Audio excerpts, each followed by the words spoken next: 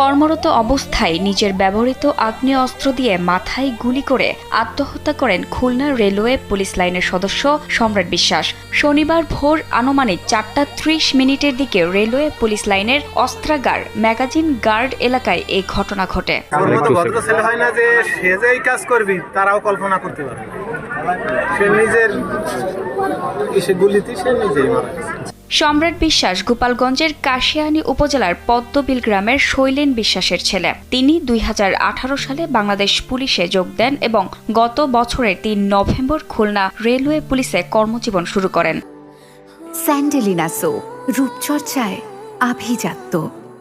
ঘটনার পর খুলনায় ময়নাতদন্ত শেষে বিকেলে পুলিশ প্রোটোকল অনুযায়ী অ্যাম্বুলেন্সে করে মরদেহ বাড়িতে পাঠানো হলে সম্রাট বিশ্বাসের পরিবারে শুরু হয় শোকের মাতম।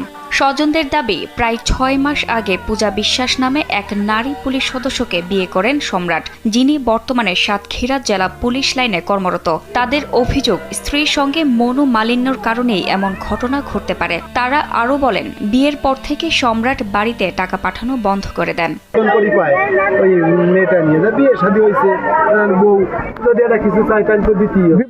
পরিবারের দাবি, সুষ্ঠু তদন্ত করে এ ঘটনায় যেই জড়িত থাকুক তার বিচার নিশ্চিত করতে হবে।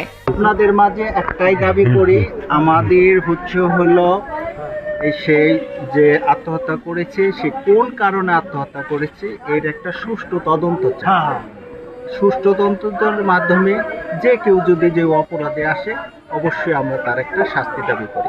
এখানে খুবই ভালো, আর এখানে এক স্বামী স্ত্রীর ভিতরে যেটা আছে সেটা ছাড়া কিছুতেই ও আত্মহত্যা করতে পারে না। স্ত্রী অবশ্যই দায়ী বলে আমরা মনে করি। কাশিয়ানী থানার তদন্ত কর্মকর্তা আত্মহত্যার বিষয়টি নিশ্চিত করে জানান, পুলিশের বিধান অনুযায়ী প্রয়োজনীয় কার্যক্রম সম্পন্ন হয়েছে এবং পরবর্তী প্রক্রিয়া চলমান রয়েছে।